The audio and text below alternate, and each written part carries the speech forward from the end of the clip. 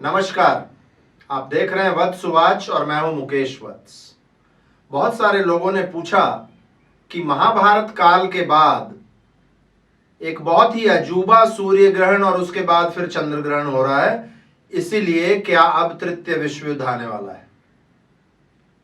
कुछ लोगों ने पूछा इस सूर्य ग्रहण और चंद्र ग्रहण का हमारे व्यक्तिगत लेवल पर क्या प्रभाव पड़ेगा। कुछ लोगों ने पूछा इसके प्रभाव पूरे विश्व पर क्या होंगे।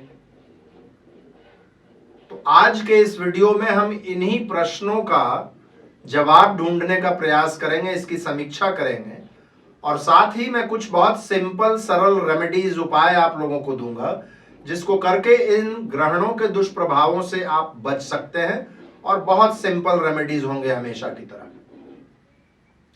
तो यह वीडियो रोचक भी है और आवश्यक भी है, इसलिए इसको लास्ट तक अवश्य देखिएगा। मेरे चैनल को आपने अभी तक सब्सक्राइब नहीं किया है तो करके बगल के बेल आइकन को दबा लीजिएगा। फ्रेंड्स, सबसे पहले मैं आपको इस बात का जवाब दे देता हूं कि क्या महाभारत के बाद ये एक दुर्लभ सूर्य ग्रहण हुआ है दीपावली के समय में।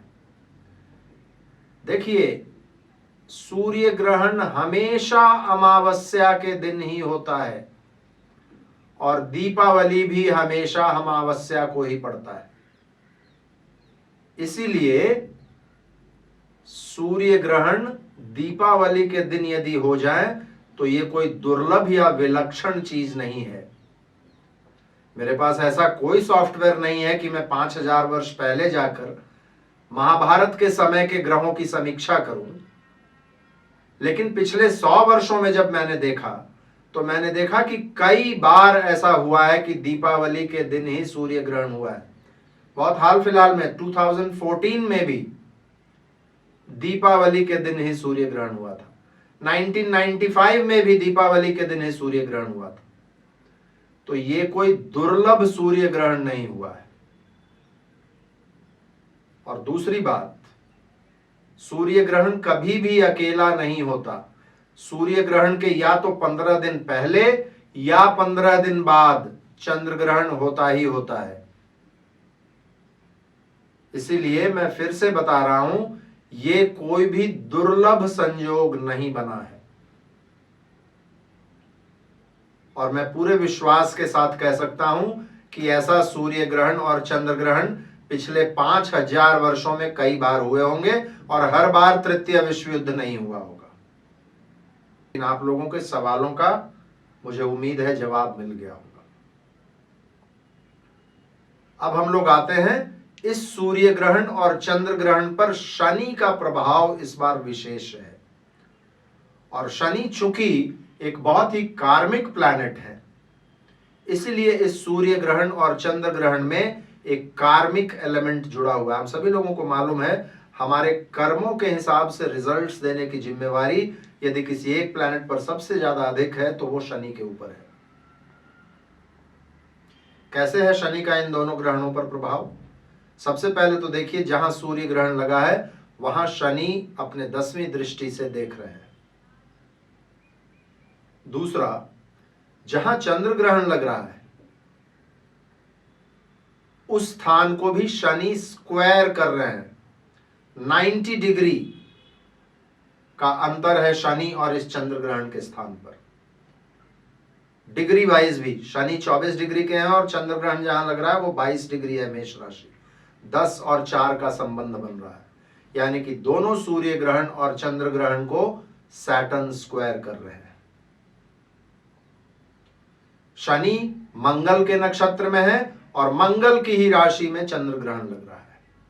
एक और चीज देखिए, किसी भी ग्रहण का विश्लेषण करना है तो उस समय की कुंडली देखनी होगी। मैं कुंडली आप लोगों को दे रहा हूं स्क्रीन पर, इसको देखिए आप। सूर्य ग्रहण लगा था 25 अक्टूबर को और उस समय में विशाखा नक्षत्र में सूर्य ग्रहण लगा था। इस कुंडली में भी 8 नवंबर की कुंडली में भी देखिएगा विशाखा नक्षत्र बहुत प्रोमिनेंट है, क्योंकि सन, वीनस और मर्क्यूरी तीनों ही विशाखा नक्षत्र में है। सूर्य ग्रहण शुक्र के राशि में लगा था। शुक्र उस समय में कंबस्ट थे, सन के बिल्कुल एक साथ थे, डिग्री सेम था। और अभी भी जब चंद्र ग्रहण लगेगा तो शुक्र अस्त के रहेंगे, कंबस्ट रहेंगे। मंगल की राशि में चंद्र ग्रहण लग रहा है। मंगल की परिस्थिति इस कुंडली में बहुत खराब है, 1 डिग्री के भी नहीं है मंगल, और ग्रहण लगने के सिर्फ 4 या 5 दिनों के बाद मंगल का डिमोशन हो जाएगा, मिथुन राशि से वो वृषभ राशि में आ जाएंगे। तो कुल मिलाकर सीन ये बनता है कि व्यक्तिगत लेवल पर जिन लोगों का भी विशाखा नक्षत्र है, जिन लोगों का भी स्वाति नक्षत्र है, जिनका भी भरणी नक्षत्र है, चंद्र ग्रहण भरणी में लग रहा है, उन पर इसका असर ज्यादा होगा। जिनकी भी तुला राशि या तुला लग्न है, जिनका भी मेष लग्न या मेष राशि है, उन लोगों पर इसका असर ज्यादा होगा। लेकिन क्या डरने की आवश्यकता है? देखिए, जब भी ग्रहण आते हैं तो असंख्य वीडियोस बनते हैं, ग्रहण आ रहा है, पता नहीं क्या क्या हो जाएगा हम लोगों के साथ।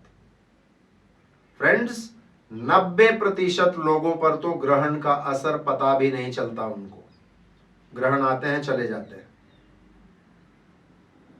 बाकी जो 10% लोग हैं, उन लोगों पर इसका असर कुछ समझ में आता है, और किन लोगों पर असर पड़ेगा, किन लोगों पर प्रभाव पड़ेगा, उनके बारे में भी मैंने आपको बता दिया।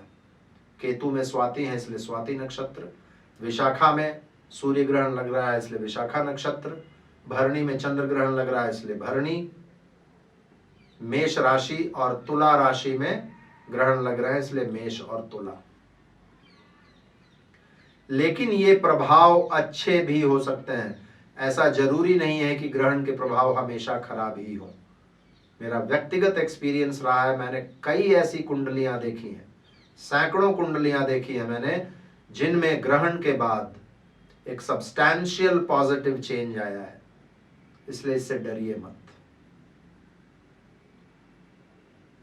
हाँ, व्यक्तिगत लेवल पर इसका क्या प्रभाव पड़ेगा, इसके लिए आपके कुंडली का विश्लेषण आवश्यक है। लेकिन ओवर जनरलाइज करके ये कह देना कि ग्रहण लग रहा है इसलिए सभी तुला मेष वालों के लिए, सभी स्वाति और विशाखा वालों के लिए, सभी भरणी वालों के लिए ग्रहण खराब होगा, ये बिल्कुल गलत है। अब सवाल है कि ये जब ग्रहण लगे हैं, ग्रहण हर वर्ष लगते हैं, साल में 2 सूर्य ग्रहण और 2 चंद्र ग्रहण तो हर वर्ष लगते हैं। तो इस समय जो ग्रहण का पोजीशन है, इसके लिए हम लोग कौन कौन से ऐसे उपाय कर सकते हैं जिससे हम इसके दुष्प्रभावों से बच सकते हैं? देखिए, सूर्य ग्रहण जब लगा तो सूर्य नीच की राशि में थे। गायत्री मंत्र पढ़ना एक बहुत अच्छा रेमेडी सिद्ध होगा सूर्य ग्रहण के दुष्प्रभावों से बचने के लिए। इसके अलावे सूर्य की उपासना, जैसे सूर्य को जल देना, सूर्य नमस्कार मंत्रों के साथ करना, आदित्य हृदय स्तोत्र पढ़ना, ये बहुत अच्छा है। भरणी में चंद्र ग्रहण लग रहा है। भरणी यम का नक्षत्र और मां काली का नक्षत्र माना जाता है। महामृत्युंजय मंत्र का जाप बहुत काम करेगा, और कहा जाता है कि ग्रहण के समय में किया गया जाप, उसका कई गुना परिणाम हम लोगों को मिलता है। ग्रहण के समय में किया गया जप और तप विशेष प्रभावी होते हैं। मां काली की उपासना आप करेंगे, चंद्र ग्रहण के दुष्प्रभावों से बचे रहेंगे। चंद्र ग्रहण जब भी लगता है फ्रेंड्स, तब हमारे इमोशंस इफेक्ट होते हैं। और इस बार तो याद रखिए, शनि की 7वीं दृष्टि कर्क राशि पर है, काल पुरुष कुंडली का 4th हाउस। एक इनडिसिसिवनेस हम सभी लोगों में ग्रहण के आसपास रह सकता है। इमोशनली हमारा सुख, हमारी माता, हमारा होमलैंड, हमारा घर, डोमेस्टिक इश्यूज, ये सभी चीज बहुत प्रोमिनेंट हो जाएंगे इस चंद्र ग्रहण के बाद। मेडिटेशन और प्राणायाम बहुत अच्छा रेमेडी होगा। भगवान शिव के मंत्रों की चैंटिंग बहुत अच्छा रेमेडी होगा। खूब पानी पीना बहुत अच्छा रेमेडी होगा। चंद्र ग्रहण के बाद सफेद वस्तुओं का दान बहुत अच्छा होगा। और भरणी में चंद्र ग्रहण लग रहा है, चावल और गुड़ का दान ये बहुत श्रेयस्कर सिद्ध होगा। मां दुर्गा के उस तस्वीर की उपासना जिसमें वो शेर पर बैठी हुई है, ये एक बहुत अच्छा रेमेडी होगा इस समय में, ग्रहण के समय में, ग्रहण के बाद भी। गिलोय और त्रिफला, इन दोनों चीजों का सेवन बहुत ज्यादा काम करने वाला है। वैसे इन दो चीजों के बारे में, इन दो औषधियों के बारे में मैंने बताया। इन दो औषधियों का कभी भी आप सेवन करते हैं तो ये फायदेमंद ही होता है, लेकिन मैं एस्ट्रोलॉजिकली भी बोल रहा हूं, गिलोय का सेवन यदि करते हैं आपकी इम्यूनिटी तो अच्छी होगी ही, इस ग्रहण के लिए बहुत अच्छा रेमेडी है। त्रिफला का सेवन आप करते हैं तो आपके बॉडी का कफ एलिमेंट, वात एलिमेंट और पित्त एलिमेंट को तो ये बैलेंस करेगा ही। इस ट्रांजिट और इस ग्रहण के मद्देनजर भी ये एक बहुत अच्छा रेमेडी है। तो इन सभी सिंपल चीजों को आप कीजिए, आप बिल्कुल ठीक रहेंगे। इनडिसिसिवनेस रहेगा ग्रहण के इर्द गिर्द, उस समय में कोई भी इंपॉर्टेंट डिसीजन लेने का प्रयास मत कीजिए। अब हम लोग आते हैं वैश्विक व्यवस्था पर इसका क्या असर पड़ेगा। फ्रेंड्स, मंगल जो कि युद्ध के कारक हैं, उनकी स्थिति आपने देखा इस कुंडली में बहुत अच्छी नहीं है, सिर्फ 0.51 डिग्रीज पर है। मंगल के ही नक्षत्र में शनि है, धनिष्ठा में। मंगल खुद अपने नक्षत्र मृगशिरा में है। शनि के साथ 8 और 6 का कॉम्बिनेशन बन रहा है। युद्ध के लिए ये सारी चीजें अच्छी नहीं है। सूर्य ग्रहण भी जिस नक्षत्र में लगा था, विशाखा नक्षत्र में, विशाखा नक्षत्र के स्वामी गुरु बहुत अच्छी स्थिति में नहीं है, वक्री हैं। और नवमांश में भी देखिएगा तो अपने छठे अंश में बैठे हुए हैं। नवमांश में देखिएगा तो शनि अष्टम अंश में बैठे हुए हैं, यानी कि लग्न कुंडली में मकर राशि में है और नवमांश में सिंह में है। मकर से सिंह तक काउंट कीजिएगा तो 8 आएगा, इसको अष्टम अंश कहा जाता है। युद्ध के लिए ये ग्रहण बहुत अच्छे नहीं है। लेकिन क्या तृतीय विश्व युद्ध हो जाएगा? नहीं, मुझे नहीं लगता कि अभी तृतीय विश्व युद्ध होने की कोई संभावना है। हाँ, ये चीज हम लोग बहुत सेफली अज्यूम कर सकते हैं कि इस युद्ध का विस्तार बढ़ सकता है।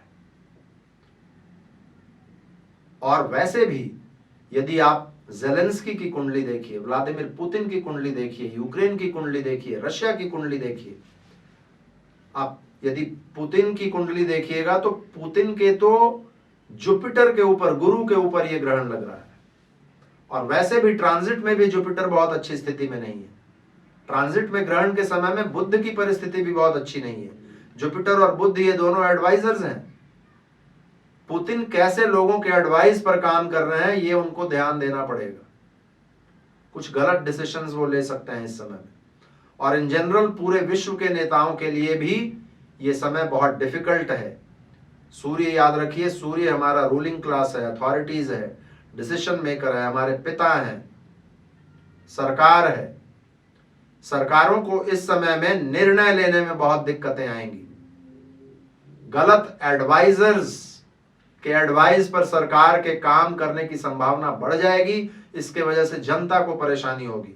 याद रखिए, इस ग्रहण के पराक्रम स्थान में मंगल है और कर्म स्थान में यानी कि 10th स्थान में शनि है।